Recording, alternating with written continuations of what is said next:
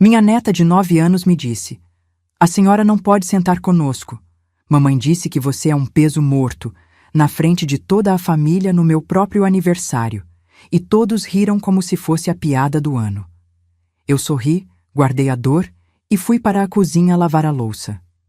Mas na manhã seguinte, quando meu filho ligou pedindo o dinheiro de sempre, algo dentro de mim mudou. O que eu fiz depois disso transformou completamente a vida de todos eles.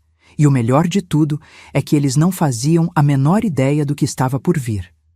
Mas antes de continuar, confira se você já está inscrito no canal e escreva nos comentários: de onde você está assistindo este vídeo? Adoramos saber até onde nossas histórias estão chegando. Meu nome é Helena Souza, tenho 62 anos, e até o sábado passado eu acreditava que tinha uma família que me amava. Como eu era tola. Durante 40 anos construí uma vida ao lado do meu marido Roberto, que faleceu há 5 anos de um ataque cardíaco fulminante. Ele me deixou sozinha, mas não me deixou desamparada. Roberto era contador e investidor discreto, e ao longo das décadas ele construiu um patrimônio que pouquíssimas pessoas conheciam. Nem nossos filhos sabiam exatamente quanto dinheiro tínhamos. Eu moro em Porto Alegre, numa casa ampla no bairro Moinhos de Vento. É uma casa de 3 andares que compramos nos anos 90, quando o bairro ainda estava se desenvolvendo. Hoje vale uma fortuna, mas para mim é apenas o lugar onde criei meus 2 filhos e onde planejava envelhecer em paz, rodeada por quem eu amava. Que ilusão patética. Tudo desmoronou no sábado, dia do meu aniversário de 62 anos.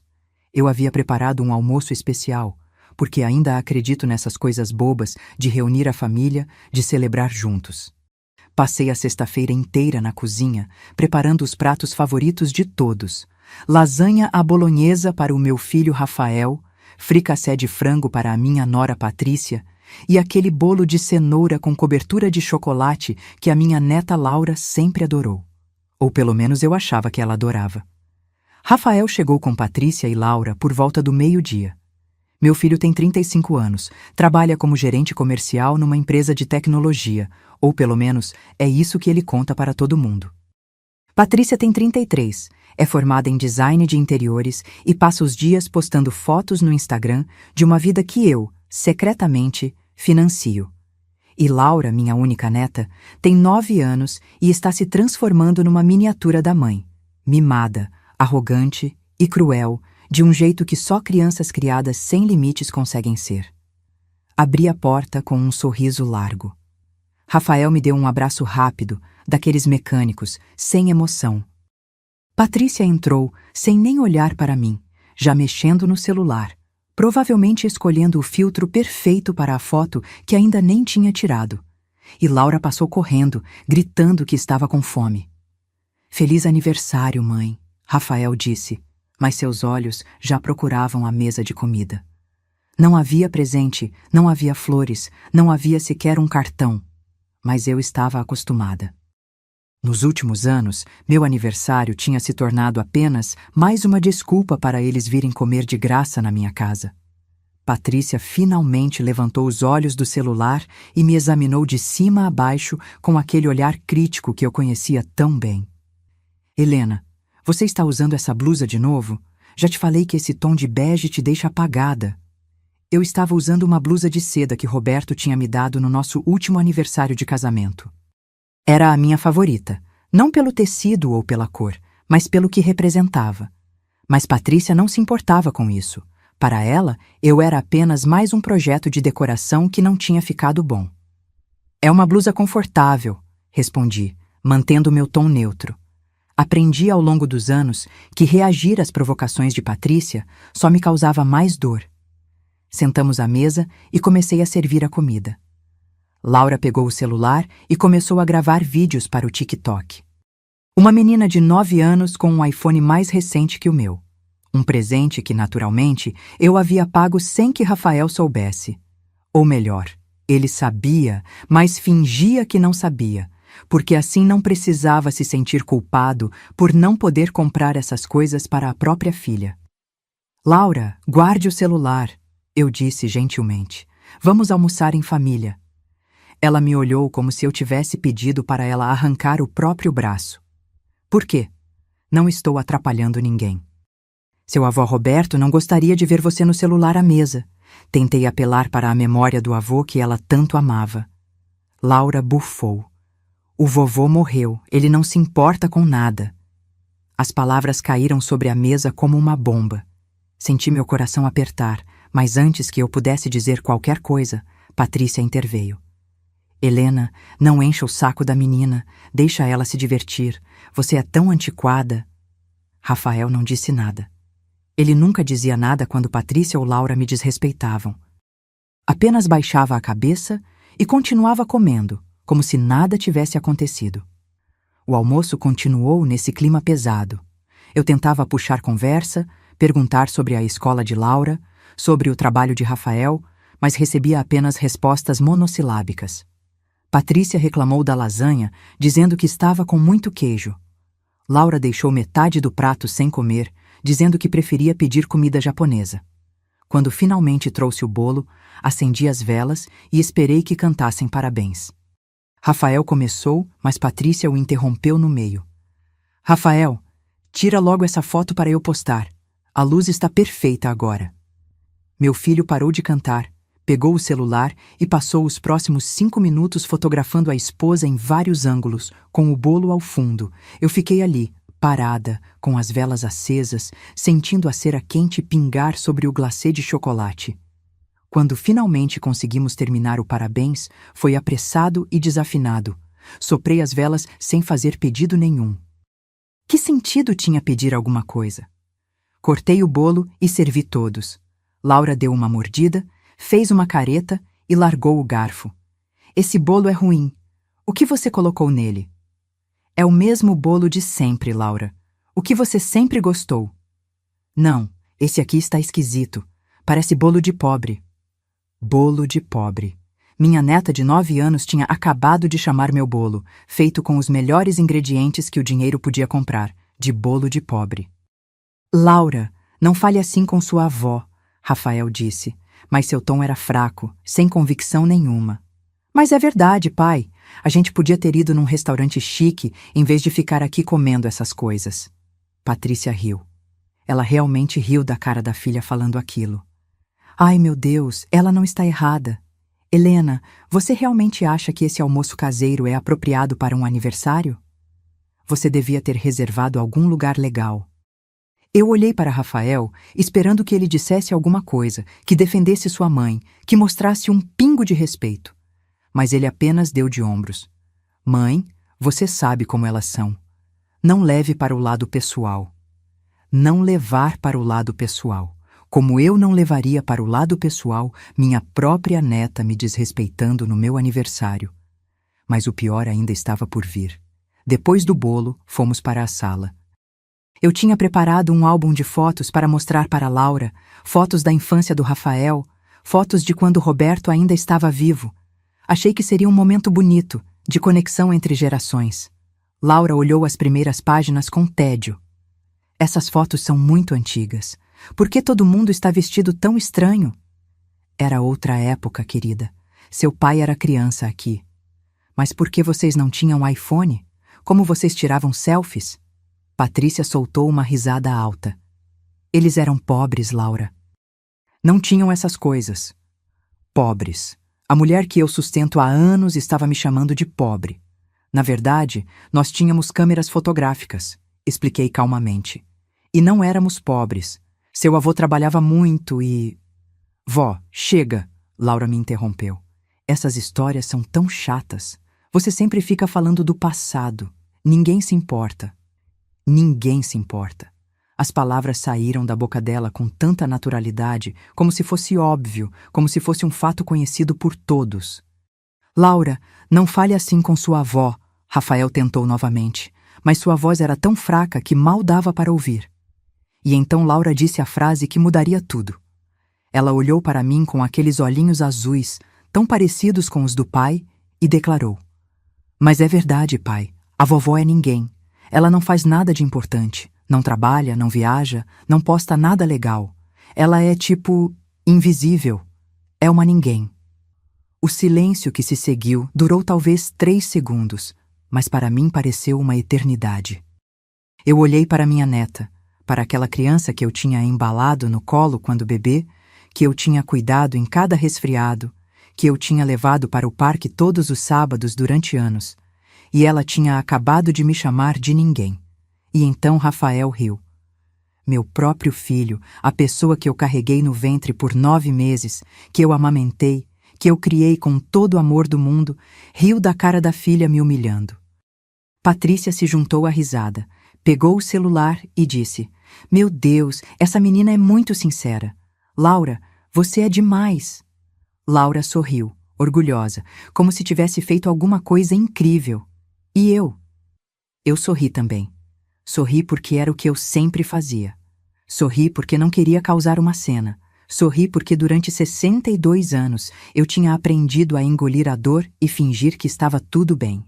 "Quem quer café?" Perguntei me levantando. Fui para a cozinha com as pernas bambas.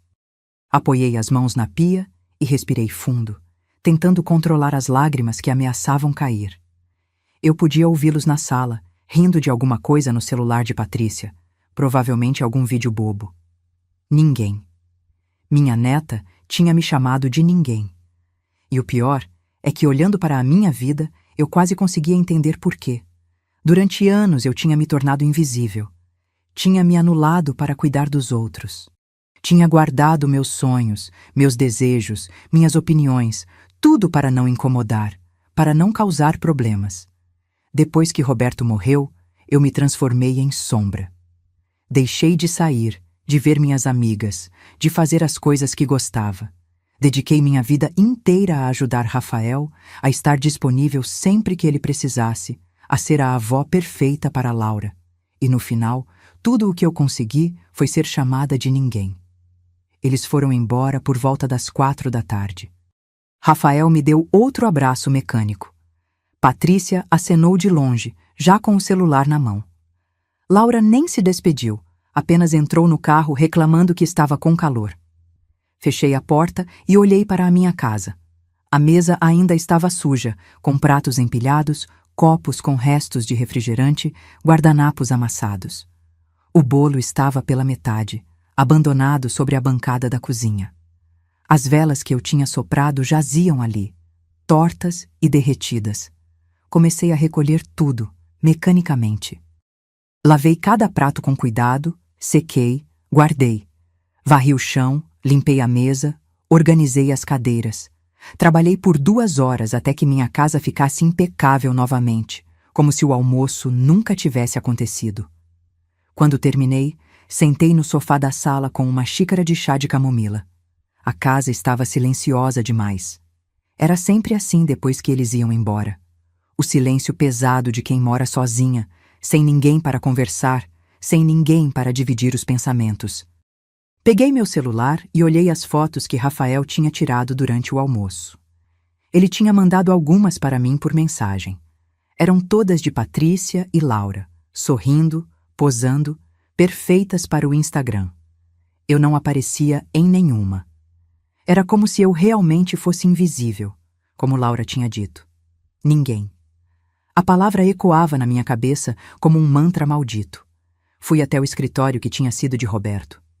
Eu mantinha tudo exatamente como ele deixou. A mesa de mogno, a cadeira de couro, os livros sobre investimentos alinhados na estante. Era o único lugar da casa onde eu ainda sentia a presença dele. Sentei na cadeira dele e abri a gaveta onde guardávamos os documentos importantes. Contratos, escrituras, extratos bancários, tudo organizado em pastas coloridas. Roberto era meticuloso com dinheiro e eu tinha aprendido com ele. Peguei a pasta azul, aquela com os registros de todas as transferências que eu fazia mensalmente para Rafael. Comecei a folhear, fazendo cálculos mentais. Nos últimos 5 anos, desde que Roberto morreu, eu tinha transferido uma média de R$ 12.000 por mês para meu filho. R$ 12.000 mensais durante 60 meses dava R$ 720.000. Quase R$ 1 milhão que eu tinha dado para ele. Dinheiro para a entrada do apartamento dele, dinheiro para o carro de Patrícia, dinheiro para a escola particular de Laura, dinheiro para viagens, para roupas de marca, para restaurantes caros. E Rafael achava que era tudo mérito dele. Ele contava para os amigos que era um profissional bem-sucedido, que conseguia manter a família com conforto. Patrícia se gabava nas redes sociais da vida perfeita que tinham. Laura crescia achando que dinheiro brotava das árvores. E eu era ninguém. A velha invisível que morava sozinha numa casa grande, sem importância, sem propósito. Peguei meu celular e olhei a mensagem que Rafael tinha mandado mais cedo, antes do almoço. Mãe, preciso de uma ajudinha esse mês. 5.000 a mais, se possível. Vou explicar pessoalmente. Ele nem tinha explicado. Tinha vindo, tinha comido, tinha deixado a filha me humilhar e tinha ido embora. Dormi mal naquela noite. Sonhei com Roberto, com conversas que nunca tivemos, com a vida que poderíamos estar vivendo se ele ainda estivesse aqui. Acordei várias vezes, sempre com aquela palavra martelando na minha cabeça. Ninguém, ninguém, ninguém. No domingo de manhã, meu celular tocou às 7 horas. Era Rafael. Bom dia, mãe. Desculpa ligar cedo. Bom dia, filho. Minha voz saiu rouca, cansada. Então, sobre aquele dinheiro que eu te pedi ontem. Você consegue transferir hoje? É que segunda-feira vence a parcela do carro da Patrícia e a gente tá meio apertado. Meio apertado. Rafael sempre estava meio apertado. Nos últimos 5 anos, ele nunca deixou de estar meio apertado. Rafael, eu queria conversar com você sobre isso. Sobre o quê, mãe? Sobre esse dinheiro todo que você me pede. Silêncio do outro lado. Eu conseguia ouvir Laura gritando alguma coisa ao fundo, provavelmente brigando com Patrícia por causa de alguma bobagem. Mãe, a gente já conversou sobre isso. Você sabe que meu salário não é tão alto quanto eu gostaria. E com as despesas da Laura, da escola particular, das atividades extras... Eu sei de tudo isso, Rafael. Eu sei porque sou eu quem paga. Não fala assim, mãe. A gente paga sim. Você só ajuda um pouquinho. Um pouquinho. 720 mil reais era um pouquinho. Rafael, ontem sua filha me chamou de ninguém. Mais silêncio. Dessa vez, mais longo. Ah, mãe, ela é criança. Não leva a sério. E você riu. Eu não ri. Você riu, Rafael. Eu estava lá. Você e Patrícia riram quando Laura me chamou de ninguém. Mãe, foi só uma risadinha nervosa. Você sabe como é. Não, eu não sabia como era. Não sabia como um filho pode rir enquanto a filha humilha a própria avó. Rafael, eu não vou transferir o dinheiro esse mês. O silêncio que se seguiu foi diferente. Tenso, carregado. Como assim não vai transferir? Exatamente o que eu disse. Não vou transferir. Mãe, eu preciso desse dinheiro. O carro vai ser apreendido se eu não pagar. Então venda o carro. Vender o carro? Mãe, você enlouqueceu? Como a Patrícia vai se locomover? De Uber, de ônibus, de metrô, como milhões de brasileiros se locomovem todos os dias. Mãe, pelo amor de Deus, não faz isso comigo. Eu sou seu filho. Exatamente. Você é meu filho. E sua filha é minha neta. E ontem, no meu aniversário, vocês me trataram como lixo. Rafael suspirou, daquele jeito dramático que ele fazia quando achava que eu estava sendo difícil. Tá bom, mãe. Eu vou falar com a Laura. Vou fazer ela te pedir desculpas. Mas, por favor, não deixe a gente na mão agora. Não é sobre pedir desculpas, Rafael. É sobre respeito. É sobre dignidade. E você acha que me deixar sem dinheiro vai resolver alguma coisa? Não sei. Mas sei que continuar te dando dinheiro não resolveu nada nos últimos 5 anos. Mãe, você está sendo muito egoísta. Egoísta. Eu estava sendo egoísta por não querer mais bancar a vida de luxo do meu filho adulto. Rafael, eu preciso desligar. Mãe, espera. Desliguei o telefone. Minhas mãos tremiam. Nunca tinha feito isso antes. Nunca tinha dito não para Rafael. Nunca tinha colocado limites. O celular começou a tocar novamente. Rafael insistindo. Eu desliguei. Tocou mais 3 vezes até que ele finalmente desistiu. Fui fazer café, tentando acalmar os nervos. Eu me sentia estranha, como se tivesse feito algo errado. Será que eu estava exagerando? Será que estava sendo realmente egoísta, como Rafael tinha dito? Mas então me lembrei da risada, da cara de Laura quando me chamou de ninguém, do silêncio de Rafael, que nunca me defendia, que nunca colocava limites na esposa ou na filha. Não, eu não estava errada. Passei o domingo inteiro no jardim, podando roseiras, regando plantas, tentando ocupar a mente. A cada meia hora, meu celular tocava. Rafael, Patrícia, até Laura mandou uma mensagem de áudio chorando, dizendo que me amava e pedindo para eu não ficar brava com ela. Mas eu não respondi nenhuma mensagem, não atendi nenhuma ligação. Na segunda-feira de manhã, acordei com uma sensação estranha. Não era arrependimento, era algo diferente. Era determinação. Pela primeira vez em anos, eu sentia que tinha algum controle sobre a minha própria vida. Fiz meu café da manhã com calma. Torrada integral com geleia de morango, suco de laranja fresco, frutas picadas. Comi sozinha na mesa da cozinha, olhando pela janela para o jardim ensolarado.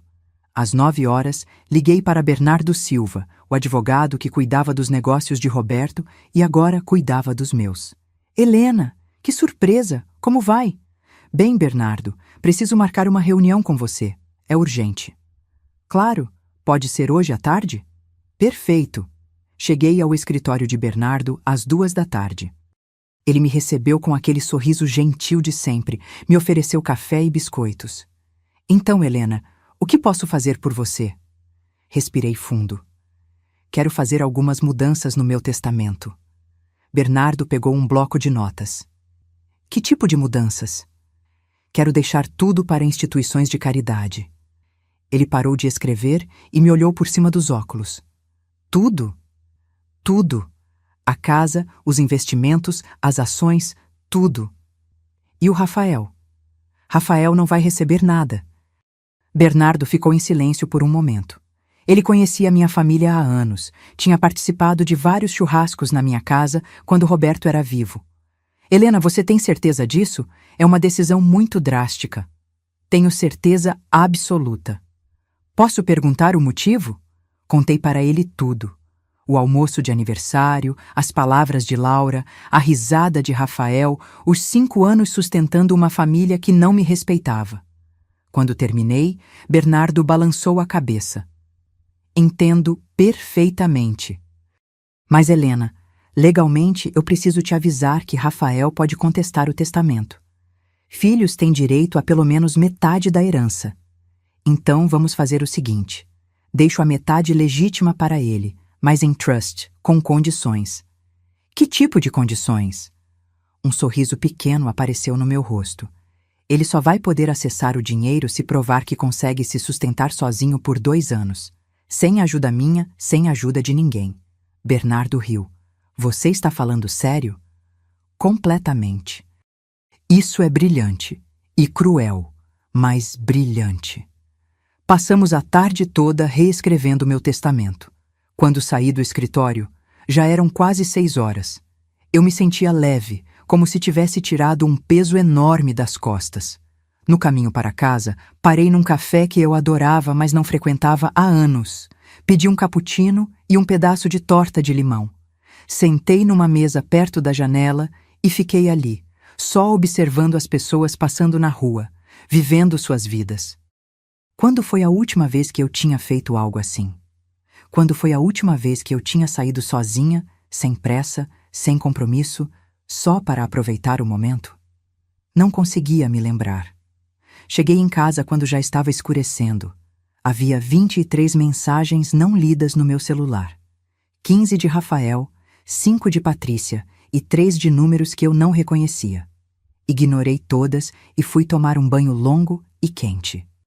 Vesti meu pijama mais confortável, preparei um chá e me sentei no sofá, com um livro que eu tinha comprado meses atrás, mas nunca tinha começado a ler.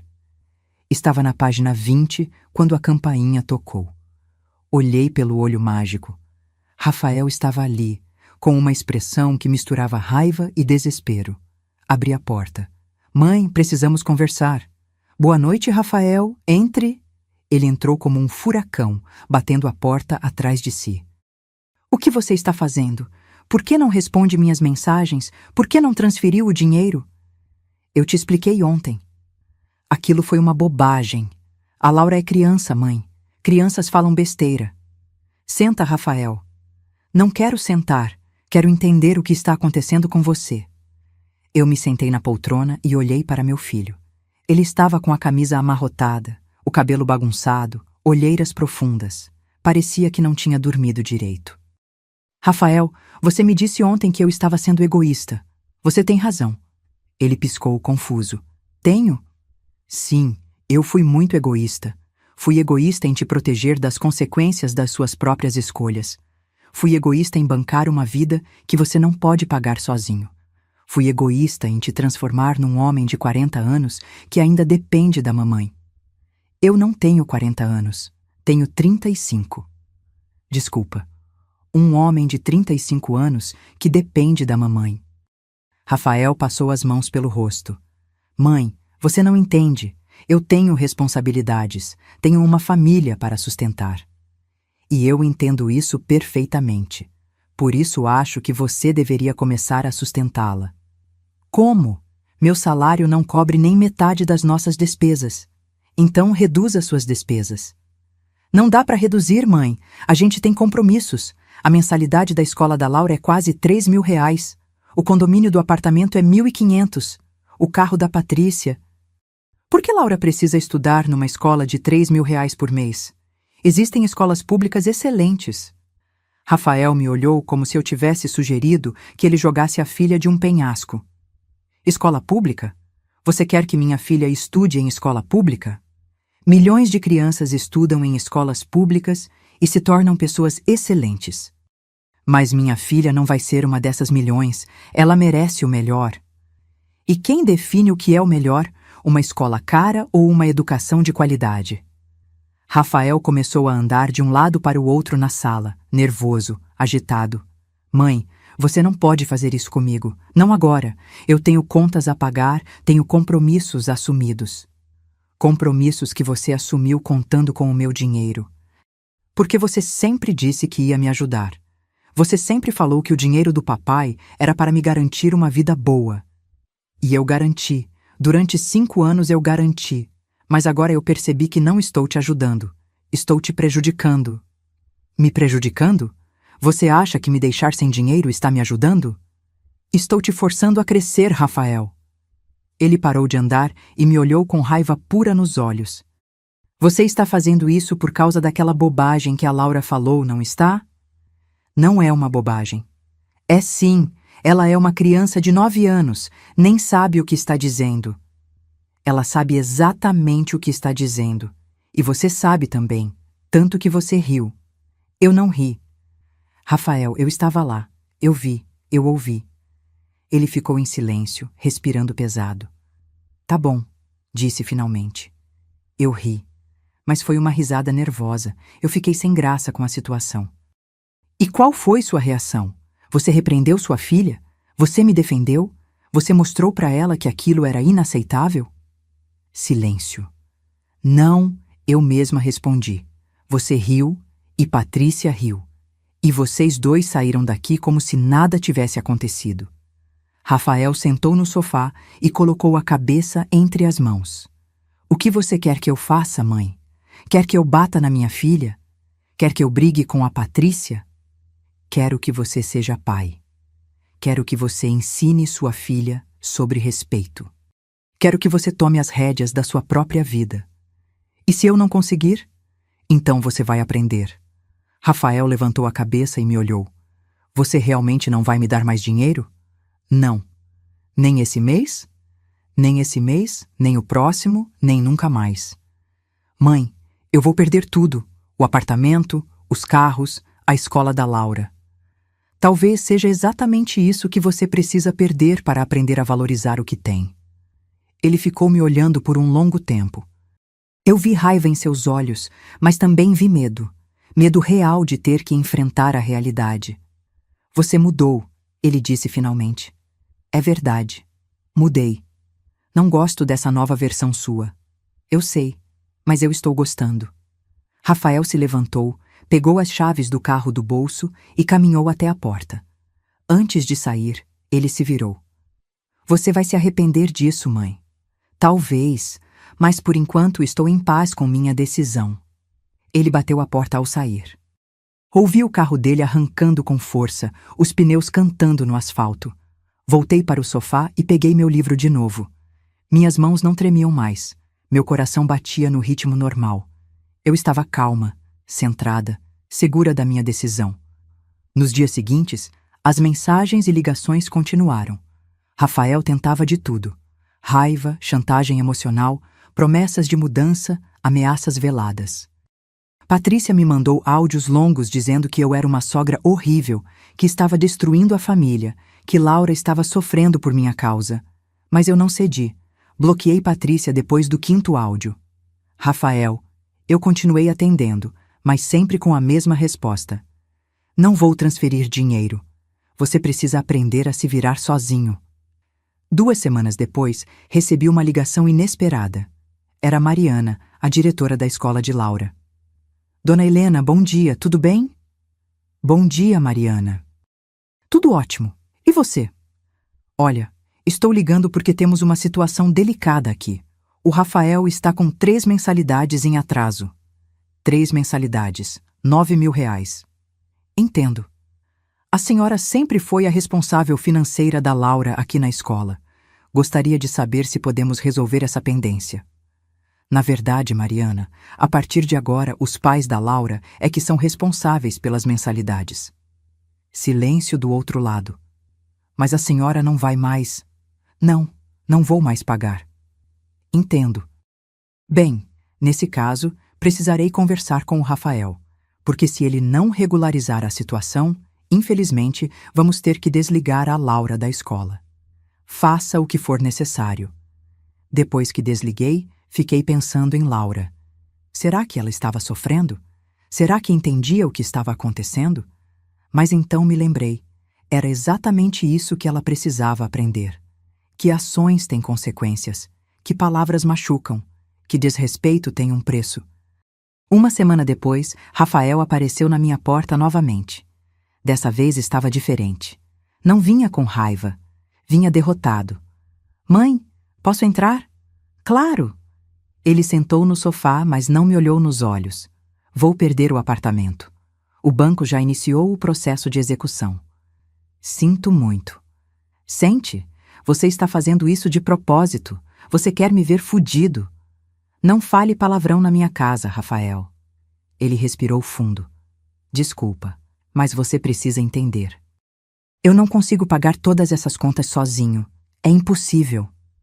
Então mude de vida. Como? Como eu faço isso?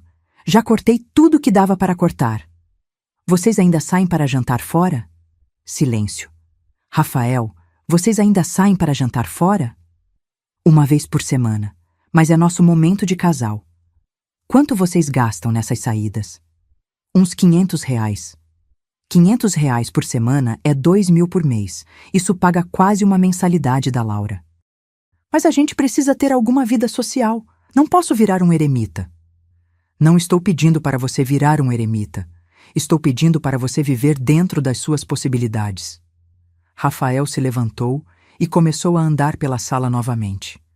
Era um hábito dele quando ficava nervoso. A Patrícia está doida comigo. Ela disse que se eu não resolver essa situação, ela vai me deixar. Então deixa que ela te deixe. Ele parou e me olhou, chocado. Como você pode dizer isso? Ela é minha esposa, mãe da minha filha. E ela te ama? Claro que me ama. Tem certeza? Ou ela ama o estilo de vida que você proporcionava para ela? Rafael ficou em silêncio. Eu conseguia ver os pensamentos correndo pela cabeça dele. A Patrícia me ama, ele disse, mas sua voz não tinha convicção nenhuma. Então ela vai ficar com você mesmo se vocês perderem tudo. Mãe, você não entende. Não é tão simples assim. É sim, Rafael. É exatamente assim, tão simples. Ou ela te ama de verdade, ou ela ama seu dinheiro, que no caso é o meu dinheiro. Ele voltou a sentar, derrotado. O que eu faço, mãe? Você arruma um lugar mais barato para morar. Tira Laura daquela escola cara e coloca numa escola pública. Vende o carro da Patrícia e compra um mais simples. Para de sair para jantar fora toda semana. Vive como um adulto normal que ganha o salário que você ganha. E você não vai me ajudar em nada? Não. Nem um pouquinho? Não. Rafael me olhou com uma mistura de raiva e tristeza. Você é muito cruel, mãe. Nunca pensei que fosse capaz disso.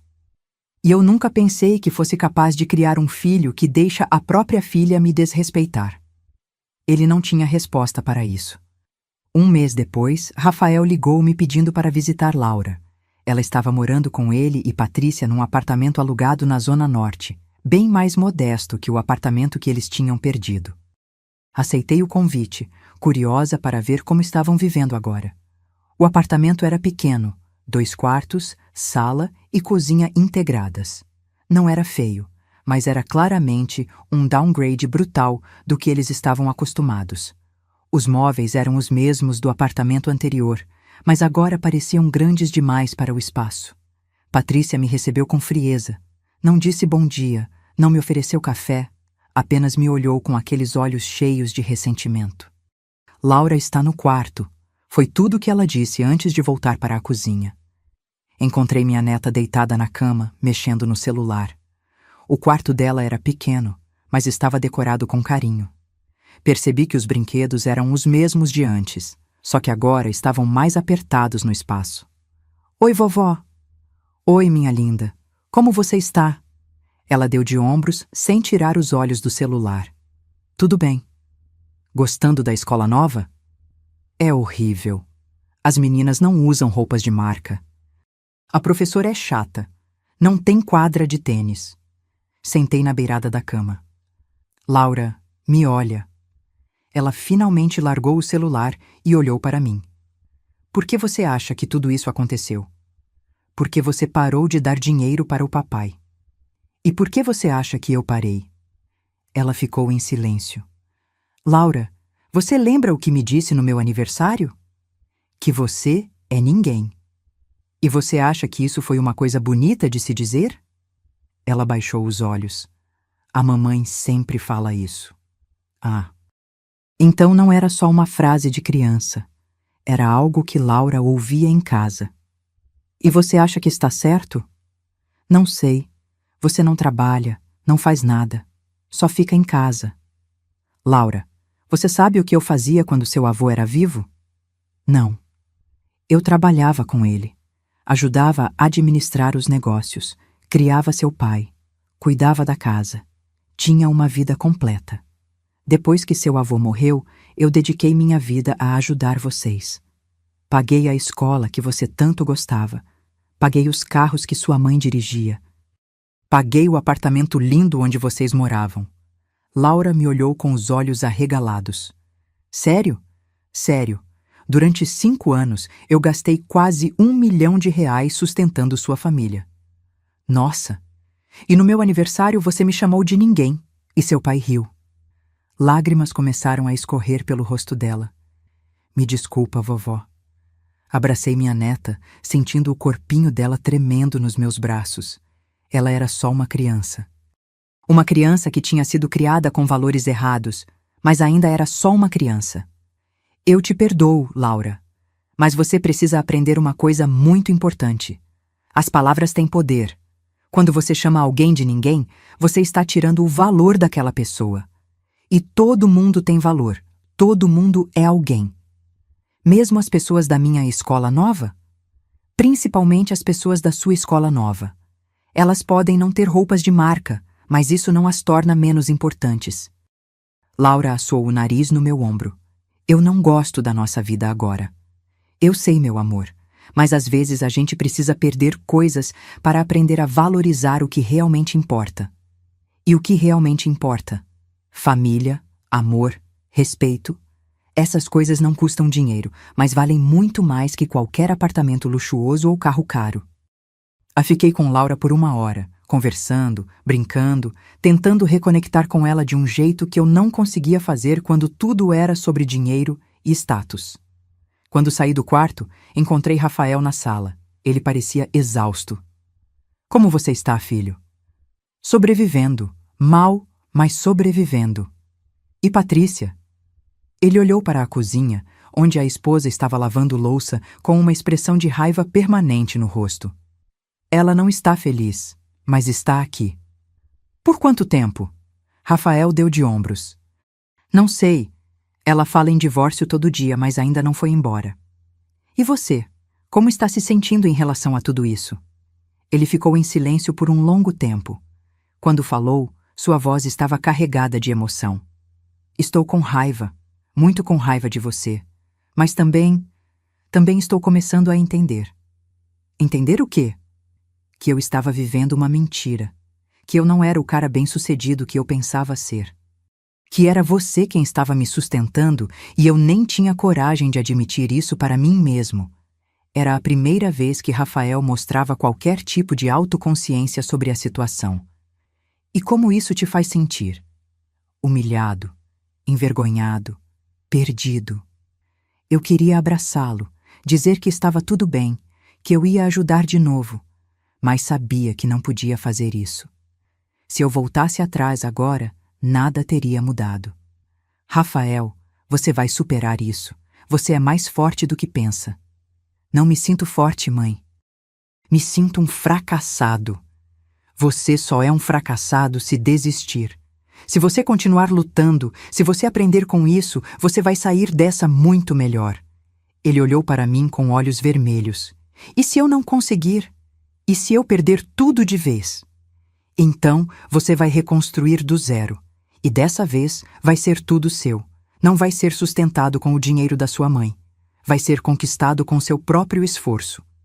Quando saí daquele apartamento, meu coração estava apertado.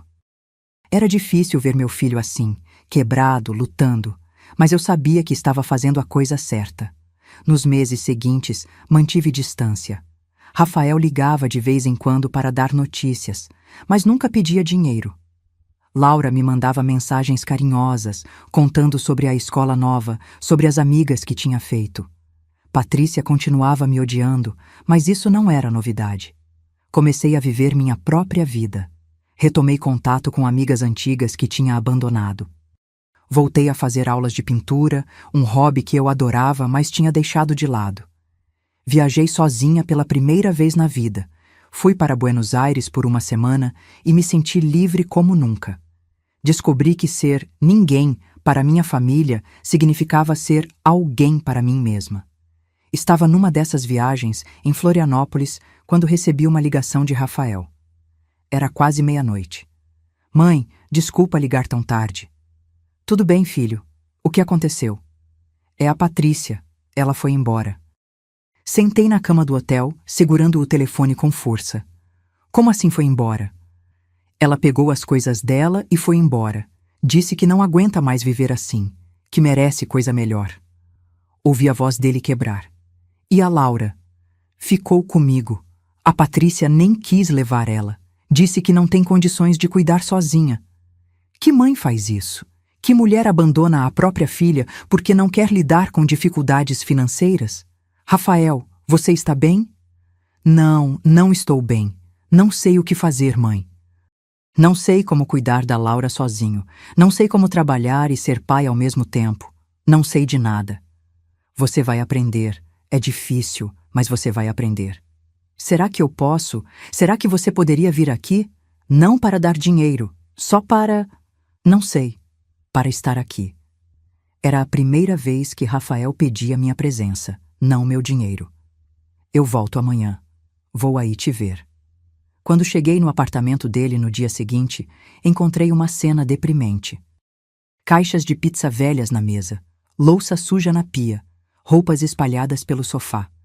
Laura estava no quarto, calada, com os olhos vermelhos de tanto chorar. Rafael estava pior ainda. Não tinha se barbeado, usava a mesma roupa de dias atrás, cheirava a suor e desespero. Arregacei as mangas e comecei a trabalhar. Lavei a louça, organizei a sala, joguei o lixo fora. Rafael ficou sentado no sofá, imóvel, olhando para o nada. Quando terminei de limpar, sentei ao lado dele. Você está chateado porque ela foi embora ou aliviado? Rafael pensou por um longo tempo antes de responder. As duas coisas. Estou chateado porque minha família acabou, mas estou aliviado porque não preciso mais fingir. Fingir o quê? Que eu era feliz, que nosso casamento era bom, que a Patrícia me amava. Ela nunca te amou? Acho que não. Acho que ela amava a ideia de mim, o cara bem-sucedido que podia dar a ela a vida que ela queria. Quando descobriu que eu não era esse cara, quando descobriu que era você quem bancava tudo, alguma coisa quebrou. Ela começou a me olhar com desprezo. Sinto muito, filho. Não sinta. Você tinha razão. Nosso casamento era uma mentira. Nossa vida inteira era uma mentira.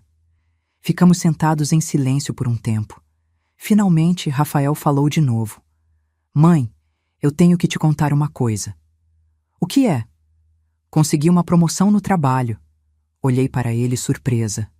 Sério? Sim. Vou ser coordenador de vendas. O salário vai aumentar uns R$ 4.000. Rafael, isso é ótimo. É. E sabe por que eu consegui? Porque eu comecei a trabalhar de verdade. Comecei a me esforçar, a ir atrás dos clientes, a me dedicar. Antes eu era preguiçoso, fazia o mínimo necessário porque sabia que se faltasse dinheiro, você cobriria. Agora eu não tenho essa rede de segurança. Então eu trabalho de verdade. Segurei a mão dele. Estou orgulhosa de você. Não fica. Ainda estou longe de ser o homem que você e o papai queriam que eu fosse. Mas você está caminhando na direção certa. Passei aquela semana ajudando o Rafael a se organizar. Não dei dinheiro, mas dei tempo. Ajudei a estabelecer uma rotina com Laura, ensinei a ele como fazer algumas refeições básicas, mostrei como administrar o orçamento apertado que ele tinha. Laura estava sofrendo com a partida da mãe, mas aos poucos começou a se abrir comigo. Conversávamos sobre a escola, sobre as amigas, sobre os medos dela. Uma noite, enquanto eu arrumava os cabelos dela antes de dormir, ela me perguntou: Vovó, por que a mamãe foi embora? Como você explica para uma criança de 9 anos que a mãe dela é superficial e egoísta? Às vezes, os adultos fazem escolhas que a gente não entende, meu amor. Sua mãe está passando por um momento difícil. Ela não me ama mais? Ela te ama, do jeito dela, mas ama. Eu falei para ela que sentia sua falta. Ela disse que está muito ocupada para me ver. Respirei fundo, tentando controlar a raiva que sentia de Patrícia naquele momento. Laura, tem uma coisa que eu quero que você entenda. O amor verdadeiro não é sobre palavras, é sobre ações, é sobre estar presente, mesmo quando é difícil. Como você? Como eu o quê? Você está aqui, mesmo depois de eu ter sido má com você. Abracei minha neta com força. Porque você é minha família. E família a gente não abandona. Nos meses seguintes, estabelecemos uma nova rotina. Eu visitava Rafael e Laura 2 vezes por semana. Ajudava com o dever de casa, cozinhava algumas refeições, dava apoio emocional. Mas não dava dinheiro. Rafael estava se virando. Não era fácil, ele reclamava constantemente do cansaço, da falta de tempo, das contas apertadas. Mas estava conseguindo. Laura estava se adaptando à nova escola. Fez amigas, entrou para o time de vôlei, começou a trazer notas melhores para casa. Descobriu que podia ser feliz sem ter o iPhone mais recente ou as roupas mais caras. Um dia, 6 meses depois de Patrícia ter ido embora, Rafael me chamou para almoçar. Ele tinha cozinhado algo que eu nunca imaginei que veria na vida. A comida não estava perfeita. O macarrão estava um pouco mole demais e o molho meio ralo, mas ele tinha tentado. Tinha se esforçado. Então, mãe, ele disse enquanto comíamos, eu quero te fazer uma pergunta. Pode falar. Por que você fez isso? Por que você me cortou tão radicalmente? Coloquei o garfo no prato e olhei para meu filho. Porque eu te amo. Não parece. Eu sei. Mas é verdade. Eu te amo demais para continuar te prejudicando. Como você estava me prejudicando? Te dando tudo sem você ter que lutar por nada, te transformando num adulto que não sabia enfrentar desafios, te ensinando que você sempre teria alguém para te salvar. Rafael ficou em silêncio, processando. Você tinha razão. ele disse finalmente. Eu era um idiota mimado que achava que merecia tudo sem ter que trabalhar por nada. Você não era um idiota, era apenas perdido. E agora? Agora você está se achando, está aprendendo quem você realmente é sem as muletas que eu te dei. Rafael olhou pela janela do apartamento pequeno, para a vista nada especial dos prédios vizinhos. Sabe o que é engraçado? Eu sou mais feliz agora do que era antes. Sério? Sério. Antes eu estava sempre estressado, sempre tentando manter as aparências, sempre com medo de que alguém descobrisse que eu não era tão bem-sucedido quanto parecia. Agora eu não preciso fingir. Eu sou apenas eu. Sorri. E quem é você? Um cara normal, com um salário normal, vivendo uma vida normal, e está tudo bem. Sentir orgulho de filho é uma das melhores sensações do mundo. Algumas semanas depois, no dia do meu aniversário, Rafael e Laura apareceram na minha porta com um bolo. Um bolo simples, de caixinha, mas com uma vela no formato de número 63. Feliz aniversário, vovó! Laura gritou, pulando de alegria. Obrigada, minha linda, vocês não precisavam. Precisávamos sim, Rafael disse. O ano passado a gente estragou seu aniversário. Esse ano a gente quer fazer diferente. Cantamos parabéns. Cortei o bolo. Comemos rindo, conversando, compartilhando histórias. Quando estavam indo embora, Rafael me abraçou forte. Obrigado, mãe. Por quê? Por não desistir de mim. Por me dar o empurrão que eu precisava. De nada, filho. E mãe, sobre aquele dia, quando a Laura te chamou de ninguém? Não precisa. Precisa sim. Eu fui um covarde. Eu ri porque estava com vergonha de admitir a verdade. A verdade de que sem você, eu realmente era ninguém. Mas agora eu sou alguém. Alguém que trabalha, que se esforça, que cria a filha sozinho. E isso eu devo a você. Aquelas palavras valeram mais que qualquer presente caro. Mais alguns meses se passaram. Estávamos em dezembro, quase um ano desde aquele fatídico aniversário. Eu estava decorando minha casa para o Natal quando o telefone tocou. Era um número que eu não reconhecia. Alô? Helena? É a Patrícia. Fiquei em silêncio, segurando o telefone com força. O que você quer, Patrícia? Eu queria conversar com você, pessoalmente, se possível. Sobre o quê? Sobre tudo, por favor, é importante. Contra meu melhor julgamento, aceitei. Marcamos num café no centro, neutro, público. Patrícia chegou pontualmente. Ela estava diferente. Mais magra, com olheiras, vestindo roupas simples. Nada da mulher glamurosa que eu conhecia. Obrigada por vir, ela disse, sentando-se à minha frente. O que você quer? Quero me desculpar. Levantei uma sobrancelha. Patrícia pedindo desculpas? Isso era novidade. Por quê? Porque eu fui uma pessoa horrível. Com você, com o Rafael, com a Laura. Eu fui superficial, egoísta, cruel. E o que te fez perceber isso? Patrícia olhou para a xícara de café à sua frente. A vida. Depois que eu saí de casa, fui morar com uma amiga. Achei que ia ser ótimo, que ia finalmente ter a liberdade que eu queria. Mas sabe o que aconteceu? Descobri que ninguém queria saber de mim. As amigas que eu achava que tinha só estavam interessadas nas festas, nas saídas caras. Quando eu não podia mais pagar essas coisas, elas sumiram. E o que você fez? Tive que arrumar um emprego. Um emprego de verdade, não aquele bico de designer que eu fazia de vez em quando. Estou trabalhando como vendedora numa loja de roupas. Ganho um salário mínimo. E como está sendo? Humilhante, exaustivo, mas necessário. Pela primeira vez na vida, eu entendo o que é ter que trabalhar para sobreviver. Tomei um gole do meu café, observando Patrícia. Ela parecia genuinamente diferente. Por que você está me contando isso? Porque eu quero voltar para o Rafael. Ah, então era isso. Patrícia, você não pode voltar só porque descobriu que o mundo lá fora é difícil. Não é só por isso. É porque eu percebi que eu amava o que o Rafael me dava, não quem ele era. E agora eu quero conhecer quem ele realmente é, sem dinheiro, sem luxos, sem mentiras. Você já falou com ele sobre isso? Tentei. Ele não quer nem me ouvir. E você acha que eu posso te ajudar? Você é a mãe dele. Ele te escuta. Ri. Patrícia, durante anos ele não me escutou. Só começou a me escutar quando eu parei de dar dinheiro para ele. Por favor, Helena, eu sei que você não gosta de mim. Eu não gosto de mim também, mas eu quero ter uma chance de ser uma pessoa melhor, de ser uma mãe melhor para a Laura. E a Laura? Você a abandonou.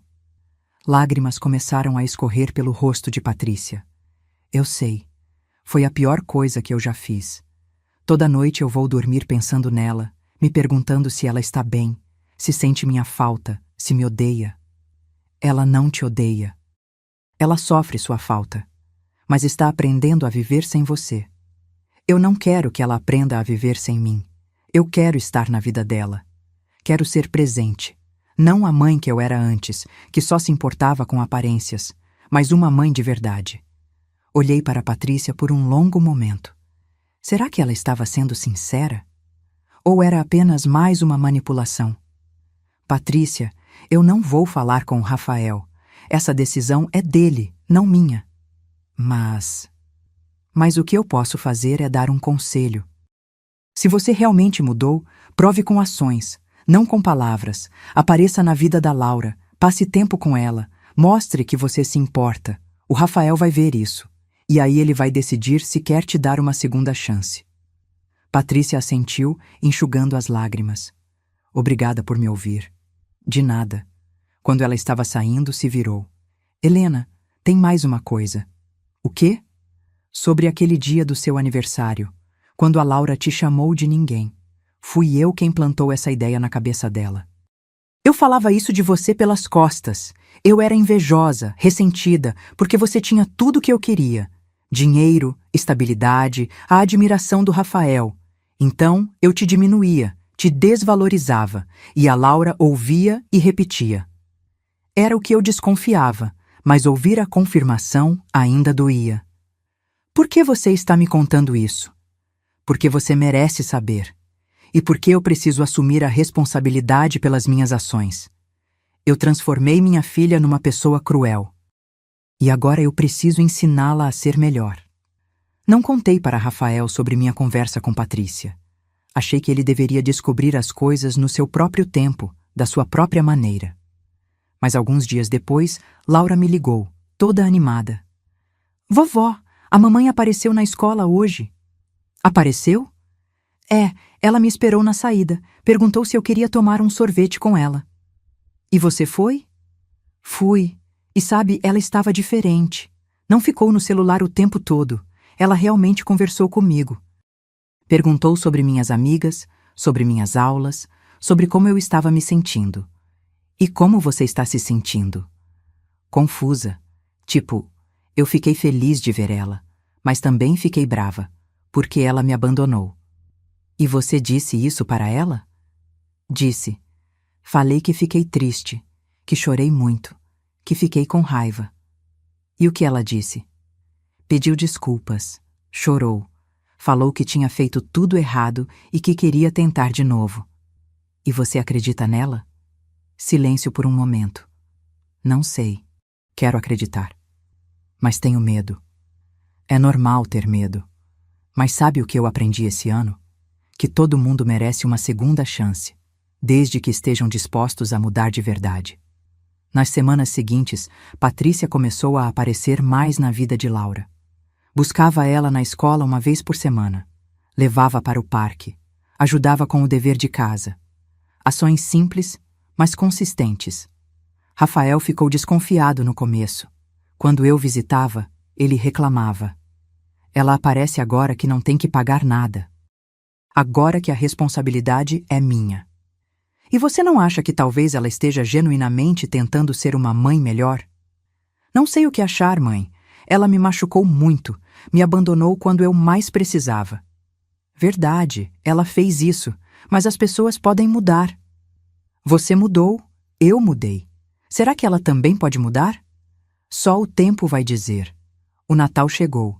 Eu preparei uma ceia na minha casa. Convidei Rafael e Laura. Não convidei Patrícia, mas também não proibi Rafael de convidá-la. Na véspera do Natal, Rafael me ligou. Mãe, eu convidei a Patrícia para a ceia de amanhã. Você se importa? É sua ex-mulher. Você decide. Mas é sua casa. E você é meu filho. Se você quer que ela esteja lá, tudo bem. No dia seguinte, quando abri a porta e vi Patrícia ali, carregando uma travessa com farofa, quase não a reconheci. Ela usava um vestido simples, sem maquiagem exagerada, sem joias chamativas. Parecia normal. Helena, obrigada por me deixar vir. Patrícia, entre. A ceia foi estranha, mas não desagradável. Patrícia ficou quieta a maior parte do tempo, apenas observando, ouvindo. Ajudou a servir a comida, recolheu os pratos, lavou a louça sem que ninguém pedisse. Depois da ceia, enquanto Rafael e Laura montavam um quebra-cabeça na sala, Patrícia veio até a cozinha, onde eu estava guardando os pratos. Helena, posso te fazer uma pergunta? Pode. Como você conseguiu? Como você conseguiu criar um filho tão bom, mesmo depois de tudo que aconteceu? Parei o que estava fazendo e olhei para ela. Eu não criei ele. Ele se criou. Eu só dei o empurrão que ele precisava. Mas você fez tudo isso sozinha. Cortou ele financeiramente. Aguentou a raiva dele. Manteve distância quando devia ser tão difícil. Como? Porque às vezes amar alguém significa deixá-los cair. Deixá-los sentir dor. Deixá-los aprender. Se eu continuasse salvando o Rafael de todas as consequências, ele nunca teria crescido. Patrícia assentiu, pensativa. Eu estou tentando ser melhor, mas é difícil. Às vezes eu quero voltar a ser quem eu era. É mais fácil ser superficial. Claro que é. Ser uma pessoa de verdade dói, exige vulnerabilidade, humildade, esforço, mas vale a pena. Você acha que o Rafael vai me perdoar algum dia? Não sei, mas se você continuar mostrando através de ações que mudou, talvez. Naquela noite, quando todos estavam indo embora, vi Rafael segurar a mão de Patrícia por um segundo antes de soltá-la. Foi um gesto pequeno, mas significativo. O ano novo chegou. Eu passei sozinha, como gostava agora. Sentada no meu terraço, com uma taça de espumante, olhando os fogos de artifício iluminando o céu de Porto Alegre. Pensava em tudo que tinha acontecido. Em como uma única frase tinha mudado completamente o rumo da minha vida e da vida da minha família. Você é ninguém. Aquelas palavras tinham me partido ao meio, mas também tinham me libertado, me forçado a olhar para minha vida e perceber que eu tinha me tornado invisível, sem propósito, vivendo apenas para servir aos outros. Agora eu era alguém.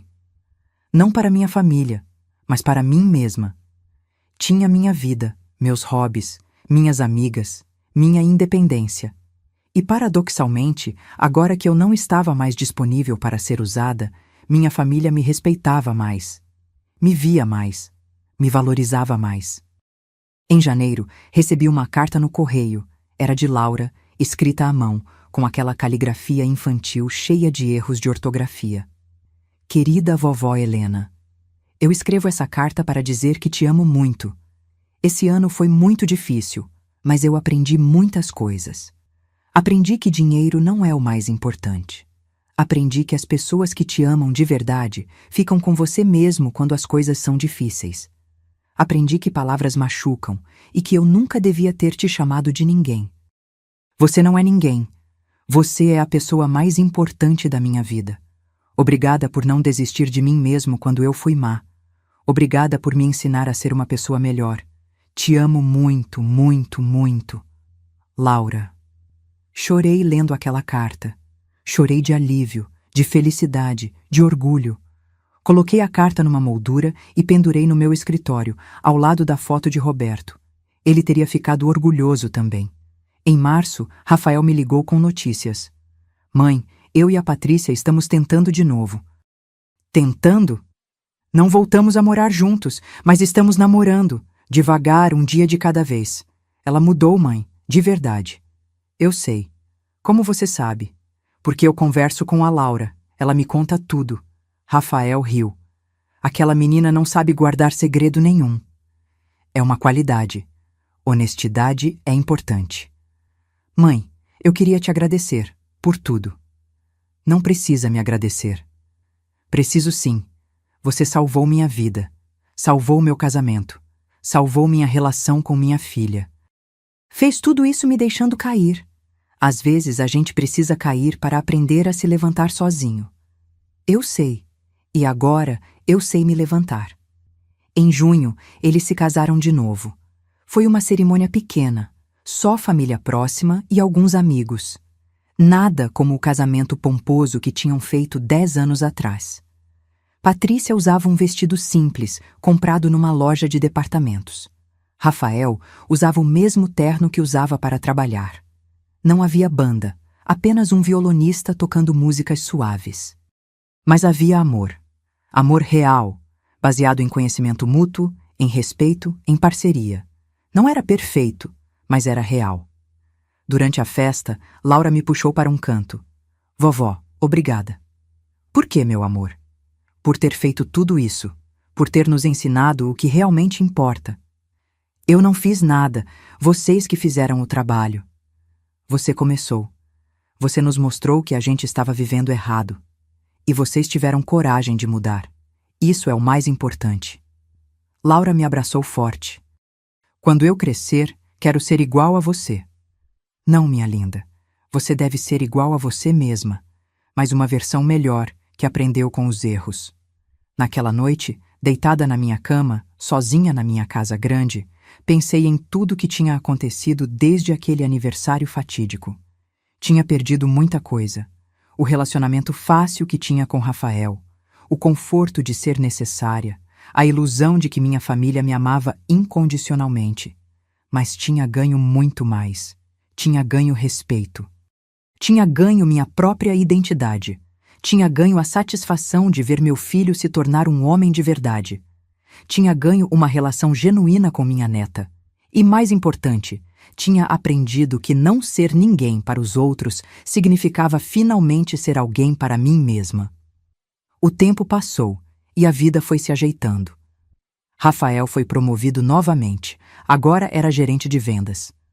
O salário dele permitia que ele sustentasse a família com dignidade, sem luxos, mas sem apertar muito. Patrícia continuou trabalhando na loja de roupas. Descobriu que gostava de moda de verdade, não só de usar roupas caras. Começou a fazer cursos online sobre design e styling. Laura se transformou numa menina completamente diferente. Estudava numa escola pública, tinha amigas de todas as classes sociais, participava de projetos comunitários. Era empática, gentil, consciente. E eu finalmente estava vivendo minha vida. Voltei a pintar regularmente. Minhas telas enchiam as paredes da minha casa, coloridas, vibrantes, cheias de vida. Comecei a vender algumas em feiras de arte locais, não porque precisava do dinheiro, mas porque me fazia sentir produtiva. Retomei amizades antigas. Meu círculo social, que tinha encolhido para praticamente zero depois da morte de Roberto, agora estava florescente. Tinha amigas para tomar café, para ir ao cinema, para viajar. Ah, sim, as viagens. Eu estava viajando pelo menos uma vez por trimestre. Já tinha ido para a Argentina, Chile, Peru. Estava planejando ir para a Europa no ano seguinte. Mas a melhor parte era a relação que eu tinha desenvolvido com minha família. Não era mais uma relação de dependência, era uma relação de amor genuíno.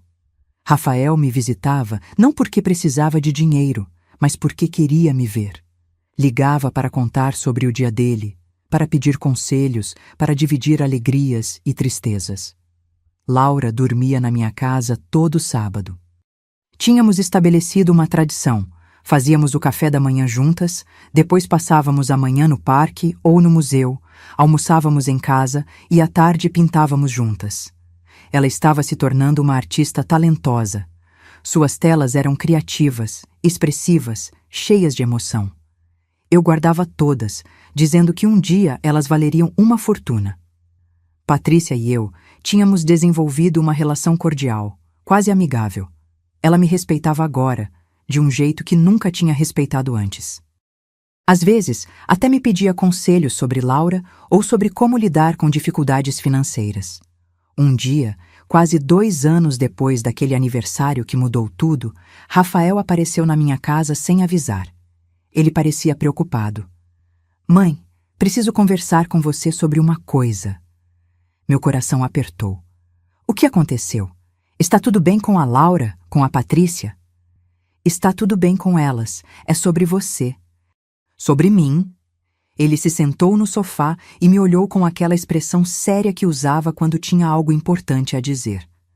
Mãe, faz quanto tempo que você não vai ao médico? Não sei. Alguns anos. Por quê? A Laura me disse que você tem estado cansada ultimamente, que às vezes você esquece coisas. Era verdade. Nos últimos meses eu tinha notado que estava mais esquecida. Perdia as chaves com frequência, esquecia compromissos, tinha dificuldade para lembrar nomes. Atribuía tudo isso à idade. Afinal, eu tinha 64 anos. Era natural ficar mais esquecida. É só a idade, Rafael. Mas e se não for? Mãe, por favor, faça um check-up completo, pelo menos para nos dar paz de espírito. Concordei, mais para acalmá-lo do que por qualquer preocupação real. Mas quando os resultados dos exames chegaram, tudo mudou. Eu tinha início de Alzheimer. O neurologista explicou que era estágio inicial, que com medicação e cuidados adequados poderia desacelerar a progressão, mas que não havia cura. Sentei no consultório, ouvindo as palavras do médico, mas minha mente estava em outro lugar. Estava pensando em Roberto, em como ele tinha morrido de repente, sem tempo para se despedir. Pelo menos eu tinha tempo. Tempo para me preparar, para colocar tudo em ordem, para me despedir devagar. Quando contei para Rafael, ele desmoronou. Chorou como não chorava desde a morte do pai. Não, mãe, não pode ser. Você é tão forte, tão saudável. É a vida, filho. A gente não controla tudo. Mas não é justo! Você acabou de começar a viver de novo. Você tem tanto pela frente. Ou talvez eu tenha exatamente o que preciso. Esses últimos 2 anos foram os melhores da minha vida. Eu fui feliz de verdade. Laura reagiu diferente. Ela não chorou, apenas ficou muito quieta. Naquela noite, quando ela estava dormindo na minha casa como de costume, entrou no meu quarto. Vovó, você vai esquecer de mim? Meu coração se partiu em 1000 pedaços. Não sei, meu amor. A doença funciona assim. Eu posso esquecer muitas coisas, mas você não pode esquecer de mim, você não pode. Ela começou a chorar desesperadamente. Abracei minha neta, sentindo as lágrimas dela molhando minha camisola. Laura, mesmo que eu esqueça seu nome, mesmo que eu esqueça sua cara, uma coisa eu nunca vou esquecer. O quê? O amor que eu sinto por você. Esse amor está tão fundo dentro de mim que nenhuma doença consegue apagar.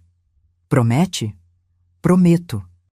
Nos meses seguintes, minha família se uniu de um jeito que eu nunca tinha visto antes. Rafael e Patrícia se revezavam para me levar nas consultas médicas. Laura fazia desenhos para mim todos os dias, cada um com uma mensagem. Para a vovó, não esquecer que eu te amo. Eu comecei a escrever cartas. Cartas para Rafael, para Laura, para Patrícia. Cartas contando histórias, dando conselhos, expressando amor. Queria deixar algo tangível, algo que eles pudessem ler quando eu não estivesse mais lá mentalmente. Também reescrevi meu testamento novamente. Dessa vez, Rafael receberia metade da herança imediatamente. Ele tinha provado que merecia. A outra metade seria dividida entre instituições de caridade e um fundo para a educação de Laura. Um dia, sentada no meu ateliê, pintando uma tela com Laura ao meu lado, ela me perguntou: Vovó, você está triste? Por causa da doença? É. Pensei por um momento antes de responder. Não, não estou triste. Como pode não estar triste? Você vai esquecer tudo. Mas eu vivi, Laura. Eu vivi uma vida inteira. Amei profundamente. Construí uma família. Vi meu filho se transformar num homem maravilhoso. Vi você se transformar numa menina incrível. Mas você vai esquecer tudo isso. Talvez, mas aconteceu. Foi real. e nada pode tirar isso de mim. Laura ficou quieta, concentrada na pintura dela. Vovó, tem uma coisa que eu nunca te contei. O que é? Naquele dia, do seu aniversário, quando eu te chamei de ninguém... Você não precisa falar sobre isso, meu amor. Preciso. Eu preciso que você saiba que eu não pensava aquilo. Era a minha mãe que falava, e eu repetia porque achava que era o que as crianças legais faziam. Mas quando eu vi a cara que você fez, quando eu vi que eu tinha te machucado, eu me senti horrível. Chorei a noite inteira. Ah, por que você nunca me contou isso? Porque eu tinha vergonha, e depois, quando tudo mudou, quando a gente perdeu o apartamento e a mamãe foi embora, eu achei que era culpa minha, que eu tinha causado tudo aquilo com aquelas palavras. Laura, olha para mim. Ela levantou os olhos, vermelhos e brilhantes. Não foi culpa sua. Você era apenas uma criança repetindo o que ouvia. E sabe o que mais? Aquelas palavras, por mais que tenham me machucado na hora, me salvaram. Como assim? Elas me mostraram que eu tinha me tornado invisível, que eu estava vivendo a vida de todo mundo menos a minha. Elas me forçaram a mudar. E graças a isso, eu tive esses 2 últimos anos, os 2 melhores anos da minha vida. Laura me abraçou com força. Eu te amo, vovó. Você é a pessoa mais importante do mundo. Eu também te amo, minha linda. E mesmo que eu esqueça seu nome um dia, esse amor vai continuar aqui dentro. O tempo foi passando. Alguns dias eram bons, eu estava alerta, lúcida, presente. Outros dias eram difíceis, eu esquecia onde tinha colocado as coisas, confundia datas, ficava desorientada. Rafael sugeriu que eu fosse morar com ele, mas eu recusei. Enquanto pudesse, queria manter minha independência. Contratamos uma cuidadora, Dona Maria, que vinha todos os dias para me ajudar com as tarefas da casa e me manter companhia. Dona Maria era uma senhora gordinha e carinhosa, mãe de 4 filhos, avó de 7 netos. Ela entrou na minha vida como um anjo, paciente com meus esquecimentos, gentil com minhas frustrações. Às vezes eu acordava sem saber onde estava. Dona Maria me acalmava, me explicava tudo de novo, me preparava chá e biscoitos. Dona Helena, a senhora está em casa, está tudo bem, eu estou aqui. E eu acreditava nela, porque ela tinha aquele jeito maternal que me fazia sentir segura. Rafael visitava todos os dias depois do trabalho. Chegava com aquele sorriso cansado, se sentava ao meu lado e me contava sobre o dia dele. Mesmo nos dias em que eu não conseguia acompanhar direito a conversa, ele continuava falando, sua voz me acalmava. Laura continuava dormindo na minha casa todo sábado. Agora ela ajudava Dona Maria a cuidar de mim. Preparava meu café da manhã, penteava meus cabelos, lia livros para mim. Patrícia também aparecia regularmente. Trazia flores frescas para a casa, organizava minhas roupas, conversava comigo sobre coisas aleatórias. Um dia, num dos meus momentos de lucidez, chamei os 3 para uma conversa. Eu preciso dizer uma coisa para vocês. Eles se sentaram ao meu redor, tensos, esperando. Obrigada. Rafael franziu a testa. Por quê, mãe? Por ficarem, por não me abandonarem, por cuidarem de mim mesmo quando está difícil. Mãe, é óbvio que a gente ia ficar, Rafael disse. Não é óbvio. Muitas famílias abandonam seus idosos, colocam em asilos e esquecem. Mas vocês estão aqui, todo dia, me dando amor, paciência, dignidade. Patrícia limpou uma lágrima. Helena, é o mínimo que a gente pode fazer. Você nos ensinou tanto. Eu ensinei? Ensinou. Me ensinou que pessoas podem mudar, que segundas chances existem, que amor verdadeiro não é sobre dinheiro ou status, é sobre estar presente nos momentos difíceis. Laura se aninhou no meu colo, como fazia quando era pequena. Vovó, você é a pessoa mais corajosa que eu conheço. Corajosa? É. Você teve coragem de mudar tudo quando estava errado. Teve coragem de deixar o papai cair para que ele aprendesse a se levantar. Teve coragem de viver sua própria vida. E agora você tem coragem de enfrentar essa doença com dignidade. Abracei minha neta, respirando o cheiro de shampoo de morango dos cabelos dela. Vocês três são meu maior orgulho. Não, mãe, Rafael disse. Você é o nosso maior orgulho. Os meses continuaram passando. A doença foi progredindo lentamente. Alguns dias eu não reconhecia as pessoas, chamava Rafael pelo nome do pai, confundia Laura com uma criança que conhecia há décadas. Mas mesmo nesses momentos confusos, havia uma coisa que permanecia: o sentimento. Quando Rafael entrava no quarto, mesmo quando eu não sabia quem ele era, meu coração se aquecia. Quando Laura me abraçava, mesmo quando eu não lembrava seu nome, eu me sentia amada. O amor permanecia. Sempre permanecia. Num dia especialmente difícil, quando eu estava mais confusa que o normal, Dona Maria me levou até o meu ateliê. As paredes estavam cobertas com minhas pinturas dos últimos anos. Cores vibrantes, paisagens alegres, retratos de pessoas sorrindo. Dona Helena, olha o que a senhora criou. Olha quanta beleza a senhora trouxe para o mundo. Olhei para as telas, reconhecendo vagamente algumas delas. Tinha uma de Laura sorrindo no parque. Tinha uma de Roberto, pintada de memória. Tinha uma abstrata com tons de azul e dourado que eu tinha feito num dia que me sentia particularmente feliz. Eu fiz isso? Fez sim. A senhora é uma artista incrível. Eu sou? É.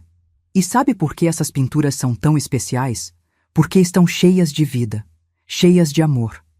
Mesmo que a senhora esqueça que as pintou, elas vão continuar aqui. Vão continuar mostrando para o mundo quem a senhora realmente é. Sentei diante de uma tela em branco, peguei um pincel. Minhas mãos tremiam. Não era mais tão fácil controlar os movimentos. Mas consegui fazer algumas pinceladas. Azul, amarelo, vermelho. Não formavam nada específico, mas eram bonitas. Eram vida. Numa tarde de outono, quase 3 anos depois daquele aniversário que mudou tudo, sentei no meu jardim com uma xícara de chá. O sol estava se pondo, pintando o céu com tons de laranja e rosa. Rafael estava sentado ao meu lado, em silêncio, apenas aproveitando o momento. Você sabe, eu disse, eu fui chamada de ninguém uma vez. Rafael me olhou surpreso.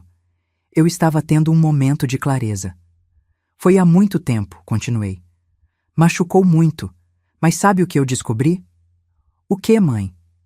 Que ser ninguém para os outros significava finalmente ser alguém para mim mesma. Rafael sorriu, com lágrimas nos olhos. Você nunca foi ninguém, mãe. Você sempre foi tudo. Não. Durante muito tempo eu realmente era ninguém. Vivia para agradar os outros, para servir, para me anular. Mas depois eu me encontrei. E você é feliz? Olhei para o jardim, para as flores que eu mesma tinha plantado, para a casa que era minha, para o filho ao meu lado. Sim, mesmo com a doença, mesmo sabendo que vou esquecer tudo, eu sou feliz. Porque eu vivi de verdade. O sol terminou de se pôr. As estrelas começaram a aparecer no céu. E ali, sentada no meu jardim, cercada por amor, cercada por beleza, cercada pela vida que eu mesma tinha construído, percebi que não importava se um dia eu esqueceria de tudo, porque eu tinha vivido, tinha amado, tinha sido alguém, e isso ninguém poderia tirar de mim. Agora, se você gostou dessa história, clica em se inscrever e me diz nos comentários qual parte te deixou de queixo caído. E não esqueça de se tornar membro para ter acesso a vídeos exclusivos que não posto aqui. Te espero lá.